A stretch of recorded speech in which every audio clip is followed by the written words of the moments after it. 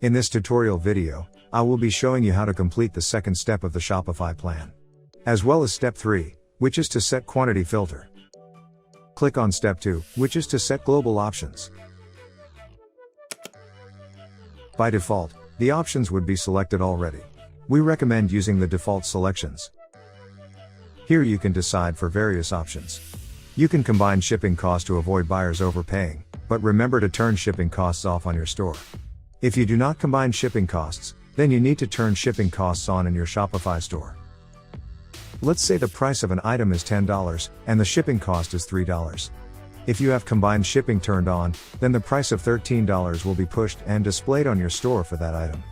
However, if you have combined shipping turned off, then the price of $10 will be pushed to your store, and $10 will be displayed for that item. You will be responsible for showing and configuring the shipping cost, if combining shipping is turned off. The second setting is if you want to upload images of the products. You can choose how big the image uploaded should be. Let's say I want my images to be of original size. This size will depend on the supplier. Suppliers provide different sized images.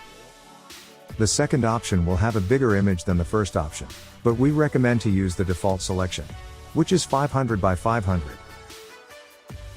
You can choose the unit of weight you are comfortable with.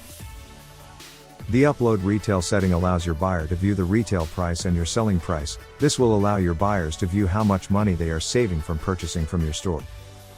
For example, if the retail price is $59.99 and your selling price is $39.99, then this feature will tell your customer that they are saving 33% from purchasing from your store. You can turn off the titles and description if you want to edit these in your Shopify store admin.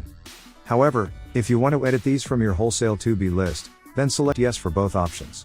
Your edits on the wholesale to-be list will be synced with your store, and the changes you make will also be changed on your store. If you want to edit these directly from your store, then turn both these options off. There are a lot more options you can decide for. You should go through each setting and decide for yourself, to ensure you have a comfortable experience using our service. Here, in the Filter by Quantity option, you can enter how many items of a product should be available to be able to be displayed on your store. This is part of step 3 also. You can choose to edit this here or in step 3 on the dashboard page. But this is optional. As you see, it is accessible in the dashboard page too.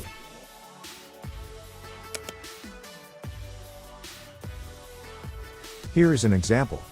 The quantity filter of 5 has been applied, and 34 items will not be added. This is because the quantity of the products are below 5.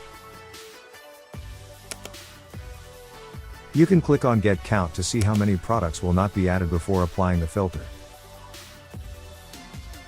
Let's say I change the quantity filter to 2, then I click on Get Count.